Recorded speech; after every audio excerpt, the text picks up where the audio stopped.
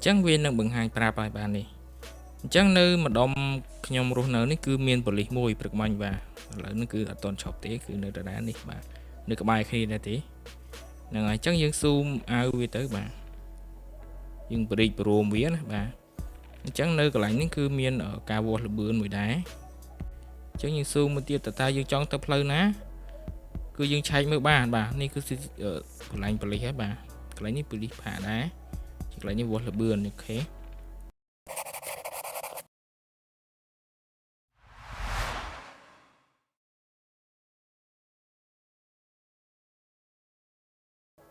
ba số xe bằng bộ từng gọt nia số phát công cả vô trong một tổ sana video được khung channelរបស់ខ្ញុំសាជាថ្មីហើយនៅក្នុងវីដេអូនេះផងដែរគឺខ្ញុំនឹងណែនាំនៅកម្មវិធីមួយជូនដល់បងប្អូនទាំងអស់គ្នាបាទគឺជាកម្មវិធីដែលយើងអាចបាទតាមដាននៅទីតាំងរបស់ប៉ូលីសចរាចរណ៍បាទថាតើគាត់ថ្ងៃនេះពេលនេះឥឡូវហ្នឹងគឺមាននៅក្នុងទីតាំងណាខ្លះដែលនៅក្នុងតំបន់របស់យើងឬក៏នៅក្នុងតំបន់ដែលយើងនឹងធ្វើដំណើរបាទហើយវាគឺជាផ្នែកមួយដែរនៅក្នុងការជួយសម្រួលដែរបាទពេលខ្លះទៅបងប្អូនគាត់ចេញពីផ្ទះចេញទៅក្រៅផ្ទះហ្នឹងទៅបាទផ្លិចពាក់មួកសុវត្ថិភាពបាទដោយបានចាប់អារម្មណ៍ថាបាទទីតាំងណាកន្លែងណាដែលមានប៉ូលីសចរាចរណ៍គាត់ចុះផាកពិន័យអូខេហើយកម្មវិធីនេះគឺខ្ញុំសូមបញ្ជាក់ផងដែរគឺខ្ញុំអត់គាំទ្រឲ្យបងប្អូនទាំងអស់គ្នាប្រើវាគ្រប់ពេលបាទដោយយើងអត់ពាក់មួកសុវត្ថិភាពទេគឺយើងចូលរួមពាក់មួកសុវត្ថិភាពទាំងអស់គ្នាដើម្បីការពារនៅសុវត្ថិភាពបាទអាយុជីវិតរបស់យើងអានេះគឺគាត់ថាជាការឆែកមើលតាមដានដឹងអញ្ចឹងណាគឺលោថាបងប្អូនចេញទៅក្រៅផ្ទះបាទ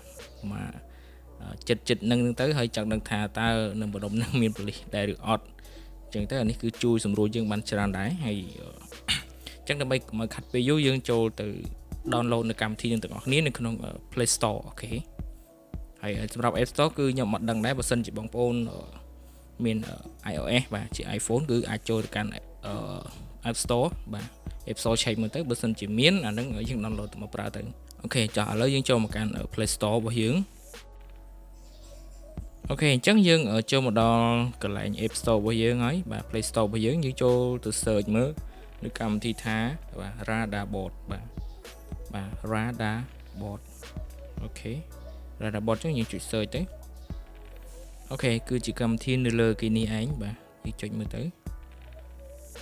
ហ្នឹងហើយកម្មវិធីមួយនេះចឹងយើងចុច install មកចឹងកម្មវិធីនេះយើងឆែកមើលដឹងថាតើទីតាំងណាដែលមានប៉ូលីសចរាចរណ៍គាត់ចុះផាកពិន័យបាទឆែកមើលកន្លែងគេវាស់លបឿនចឹងណាបាទគឺនៅក្នុងកម្មវិធីគឺមានទាំងអស់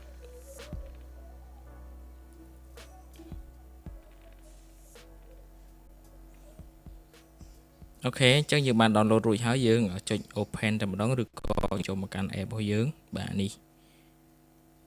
ចុចបើកមើលបែបហ្នឹងទៅបន្ទាប់មកយើងចុចពាក្យថា accept អូខេយើងចុច allow only while using the app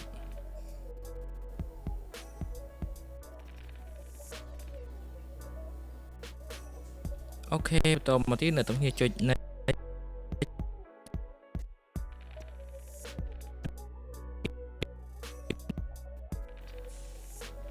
បាទយើងរងចាំវាបន្តិចអូខេពាណិជ្ជកម្មយើងខ្វែងឆោតទៅកន្លែងនេះ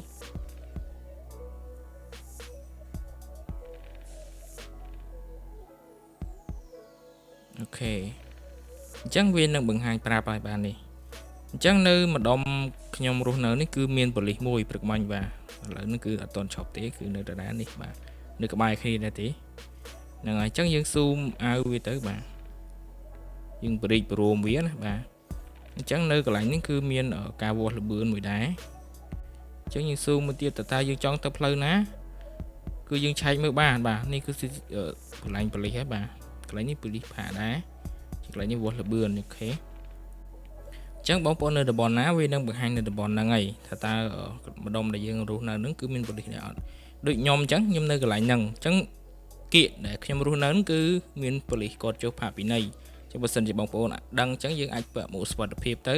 ធ្វើដំណើរទៅគឺអត់អីទេណាហើយបើសិនយើងធ្វើប្រហែសវាអាចនឹងទទួលរងនឹងការផាកពិន័យរបស់ប៉ូលីសចរាចរណ៍ប៉ុន្តែយល់ល្អយើងពាក់រហូតទៅនេះគាត់ថាយើង ឲ្យដឹងអញ្ចឹងណាបាទជៀសវាងការអស់លុយអូខេអញ្ចឹងគឺមានតែប៉ុណ្្នឹងទេហើយចុចមើលទៅនេះគឺជា speed camera បាទវាស់ល្បឿនរូបហ្នឹងណាបាទនេះគឺប៉ូលីសដែលគាត់ចុះផាកអញ្ចឹងវាមានច្រើននៅទីនេះអូខេហើយតែប៉ុណ្្នឹងទេហើយបើសិនជាបងប្អូនចុចថយវាសឹបមានន័យថាវានៅblur សំឡេងឡើយឯបាទវានៅលឺសំឡេងណាឲ្យតែយើងជិះបើកម៉ូតូបើកឡានហ្នឹងទៅវានឹងគាត់ថា load ជាសំឡេងមកប្រាប់ថាម្ដុំនឹងមានប៉ូលីសទៅចុច load ជាភាសាអង់គ្លេសហើយបើសិនយើងចង់បិទវិញយើងបាទចុច stop ទៅបាទចុចមែនអញ្ចឹងយើងបិទមកប៉ុន្តែយើង stop roundabout ហ្នឹងទៅអញ្ចឹងមានថាយើងបិទនៅកម្មវិធីហ្នឹងហើយបើសិនជាបងប្អូននៅតែអត់បិទគឺនៅលឺសំឡេងវារហូតណាបាទអញ្ចឹងវីដេអូនេះគឺខ្ញុំសូមបញ្ចប់តែត្រឹមនេះហើយខ្ញុំសូមអរគុណដល់អ្នកនរដែលបានចំណាយពេលទស្សនាតាំងពីដើមដល់បញ្ចប់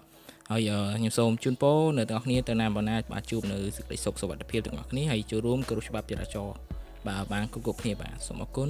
សូមគោរពលា